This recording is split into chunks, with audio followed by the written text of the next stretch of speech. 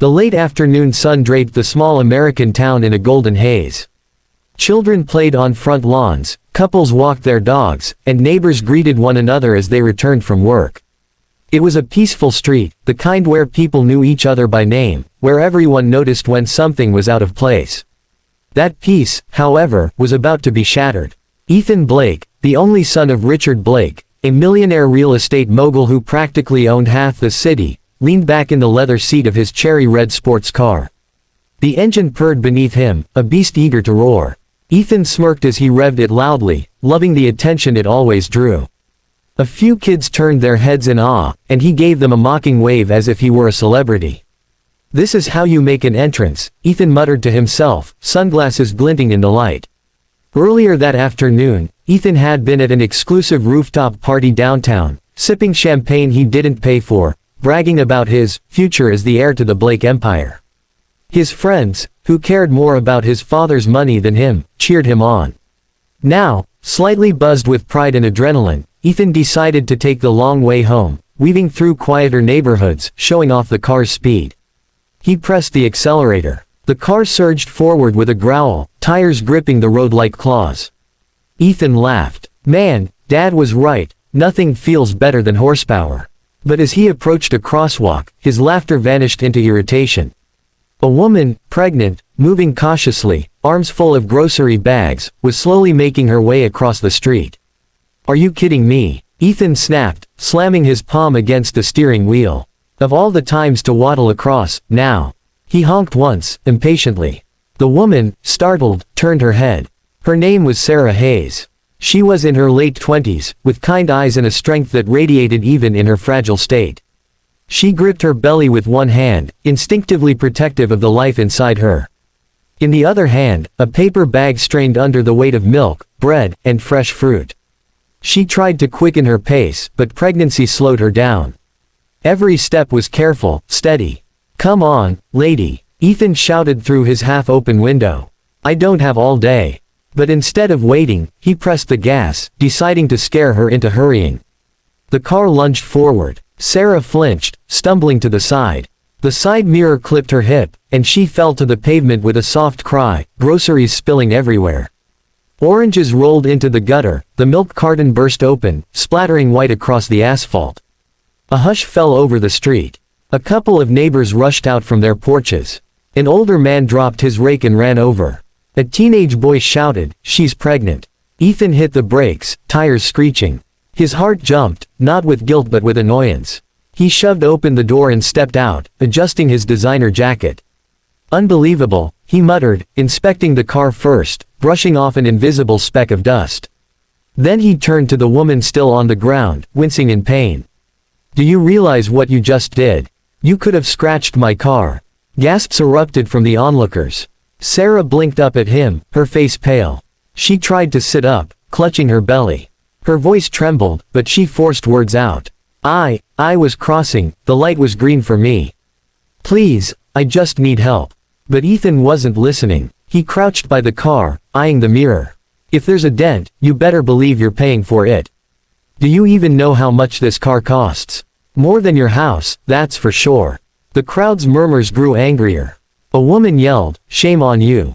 She could have lost her baby." A middle-aged man knelt beside Sarah, helping her sit up. "Don't move too much, ma'am. Just breathe slowly. We'll call an ambulance if you need."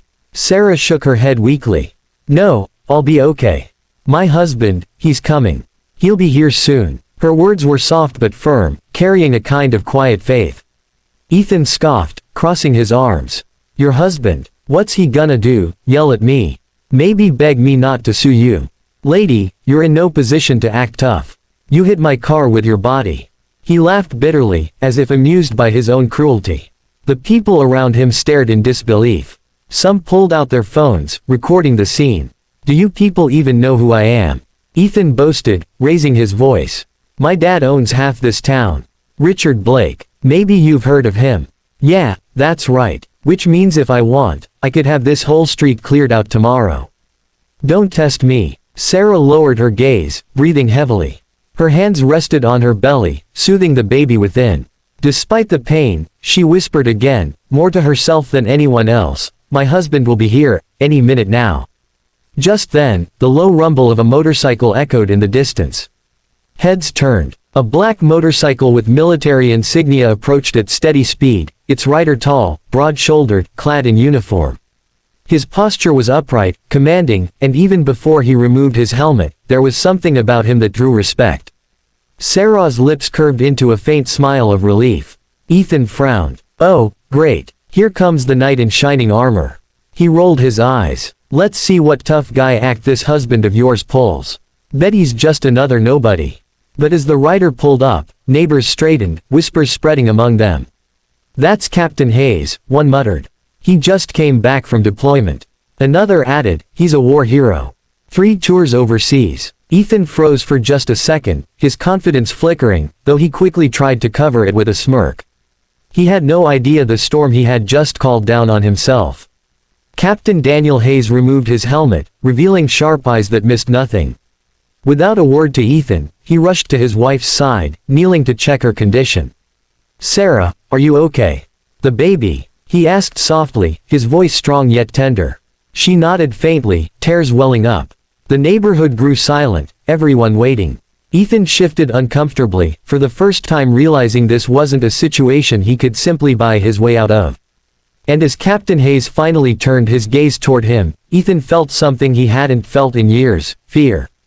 The street was silent, the kind of silence that doesn't come from peace, but from the sharp tension that holds everyone's breath hostage. Neighbors stood frozen, their eyes darting between the arrogant young man in designer clothes and the soldier kneeling beside his wife. Captain Daniel Hayes gently brushed a strand of hair from Sarah's face, his hands steady despite the storm that brewed inside him. His years in combat had trained him to stay calm under pressure, but nothing had ever filled him with such protective rage as the sight of his pregnant wife trembling on the pavement. "Sarah," he said softly, "tell me exactly what happened." Her voice quivered as she explained. He sped up instead of slowing down. "He clipped me." Then he yelled, "About his car." Her eyes dropped to the ground, ashamed to even repeat the cruelty she had endured. Daniel's jaw tightened, the muscles in his face hardening like stone. He looked up, and his eyes locked onto Ethan's. That look, piercing, unwavering, made the millionaire's son swallow nervously. Before Daniel could speak, Ethan raised his chin, trying to mask his fear with bravado. "Look, I didn't mean to hit her, okay? She should've been faster. And besides," he gestured toward his gleaming sports car, "do you have any idea how much damage a fall like that could have caused to this? This isn't some cheap ride, this is a limited edition. You don't just walk away from a scratch like that." The crowd erupted in outrage. "Are you serious right now?" One woman shouted. "She could have lost her baby." Another neighbor cried. "Unbelievable," muttered an older man, shaking his head. Daniel slowly rose to his full height. His presence was commanding, not loud, not aggressive, but solid, immovable, like a mountain that didn't need to prove its strength. He stepped closer to Ethan, closing the gap between them until the younger man's forced smirk began to falter. "You hit my wife," Daniel said evenly, each word deliberate. "You endangered her. You endangered my child. And all you can think about is your car."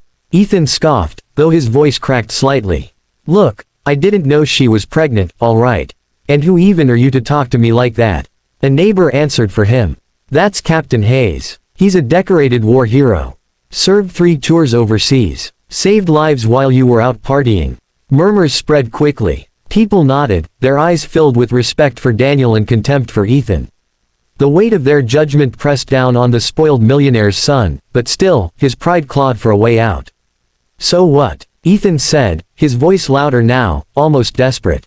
"Being in the army doesn't give you the right to boss me around." "My dad." Daniel cut him off, his tone low but powerful. "Your dad's money won't protect you here. Not from the truth. Not from accountability. And certainly not from the consequences of your arrogance."